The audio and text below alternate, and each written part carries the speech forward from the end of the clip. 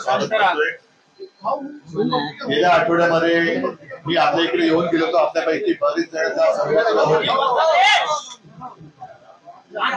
त्याच वेळेला खरं म्हणजे दिनेशजी तुम्ही प्रवेश करणार होता। आता उलटा प्रवास सुरू झालेला आहे। आजपर्यंत मी जे नेहमी सांगत आलो की तुम्ही भारतीय जनता पक्षातून आपल्याकडे आलात। भारतीय जनता पक्षाच्या कट्टर कार्यकर्त्यांना सांगू इच्छितो की ज्या पद्धतीने हा तुमच्यामध्ये सगळा भेसळीचा कार्यक्रम सुरू झालेला आहे, तो भेसळीचा कार्यक्रम तुला मान्य आहे का? जे काही हिंदुत्वाच्या नावाखाली त्यांनी थोतांड माजवलेलं आहे, हे हिंदुत्व माझं नाही, माझं हिंदुत्व वेगळं आहे। काल परवाकडेच म्हणजे कालच महाराष्ट्राच्या बाहेरचे बाजार गुंडे नागपूरमध्ये येऊन गेले आणि आम्हाला खतम करण्याची भाषा करून गेली।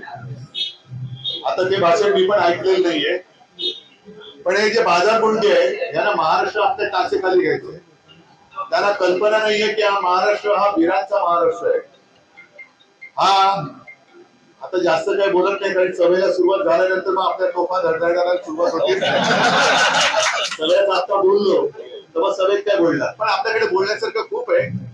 पण काल जे बाजार गुंडे हा शब्द मी मुद्दामून वापरतोय, कोणतं तुम्ही तुमच्या लक्षात आला असेल, मला वाटतं नागपूरला येऊन गेला हा बाजार गुंडा आणि आम्हाला खतम म्हणजे उद्धव ठाकरेंना खतम करा, पवार साहेबांना खतम करा। हिंमत असेल तर येऊन बघ, कोणाला महाराष्ट्र खतम करतो ते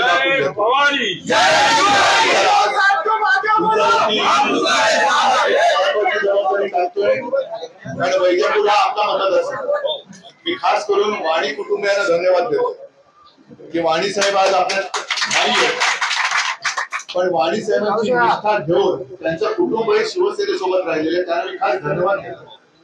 आणि ज्या वाणी साहेबांनी एक मनाचा मोठेपणा दाखवला होता, गेल्या वेळेला सुद्धा मी वाणी साहेबांना साजरं धरलं होतं की वाणी साहेब आपणच तिकडे हक्कदार आहात, आपण तिकडे उमेदवार म्हणून उभे राहा। मला म्हणाले की उद्धवजी आता खूप जण नवीन माणसाला पुढे आलो, आता त्यांना काय कल्पना की असा गद्दार निघेल, तर या गद्दारीला गाडून पुन्हा आपली निष्ठेचा भगवा झेंडा हा वैजापूरवरती पुन्हा एकदा फडकावा ही एक तुमच्याकडनं अपेक्षा करतो। नाही तशी तुमच्यावरती मी जबाबदारी देतो।